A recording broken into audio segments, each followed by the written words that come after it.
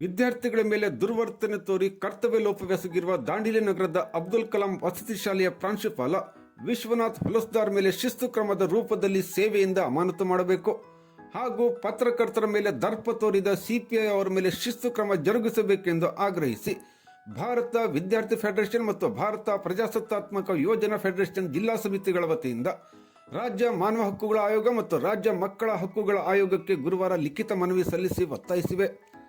ಅಬ್ದುಲ್ ಕಲಾಂ ವಸತಿ ಶಾಲೆಯ ಪ್ರಾಂಶುಪಾಲ ವಿಶ್ವನಾಥ್ ಹೊಲಸ್ದಾರ್ ವಿದ್ಯಾರ್ಥಿಗಳ ಮೇಲೆ ದುರ್ವರ್ತನೆ ತೋರುತ್ತಿದ್ದು, ಶಿಕ್ಷಣ ನೀಡಬೇಕಾದ ಪ್ರಾಂಶುಪಾಲರೇ ವಿದ್ಯಾರ್ಥಿ ವಿರೋಧಿ ನಡೆಯನ್ನು ಅನುಸರಿಸುತ್ತಿರುವುದು ಖೇದಕರ. ಅಂಥ ಪ್ರಾಂಶುಪಾಲರ ಮೇಲೆ ಕೂಡಲೇ ಶಿಸ್ತು ಕ್ರಮ ಕೈಗೊಂಡು ಅಮಾನತು ಮಾಡಬೇಕು.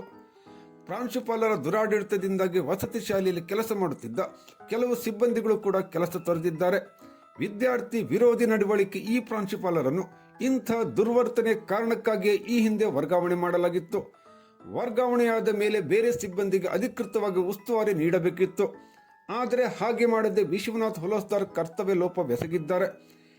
ಇವರ ಕರ್ತವ್ಯ ಲೋಪದ ಪರಿಣಾಮವಾಗಿ ವಸತಿ ನಿಲಯದಲ್ಲಿರುವ ಬಡ ಹಿಂದುಳಿದ 400 ವಿದ್ಯಾರ್ಥಿಗಳಿಗೆ ನಿಯಮಿತವಾಗಿ ದೊರಕಬೇಕಿದ್ದ ಆಹಾರ ಹಾಗೂ ಇನ್ನಿತರೆ ಸೌಲಭ್ಯಗಳು ಕೂಡ ಸಮರ್ಪಕವಾಗಿ ದೊರೆಯದೆ ತೊಂದರೆ ಅನುಭವಿಸಿರುವುದು ನೋವಿನ ಸಂಗತಿಯಾಗಿದೆ. ಇಲಾಖೆಯ ಮೇಲಾಧಿಕಾರಿಗಳ ನಿರ್ಲಕ್ಷ್ಯವು ಕೂಡ ಇದರಲ್ಲಿ ಎದ್ದು ಕಾಣುತ್ತಿದೆ. ಈ ಎಲ್ಲ ಲೋಪಗಳನ್ನು ಸರಿಪಡಿಸಿಕೊಂಡು ಪ್ರಾಚಾರ್ಯರನ್ನು ಅಮಾನತುಗೊಳಿಸಬೇಕು.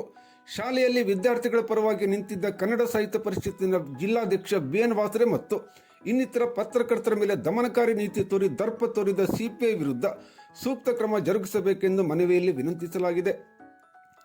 ಈ ಸಂದರ್ಭದಲ್ಲಿ D Samson, Imran, Irshad Bailur, Sahil Sheikh, MD Ghouse Bichchangnavar, Isaac Ali, Gautam, Ratnadeepa NM, Afreen Kittur ಇದ್ದರು.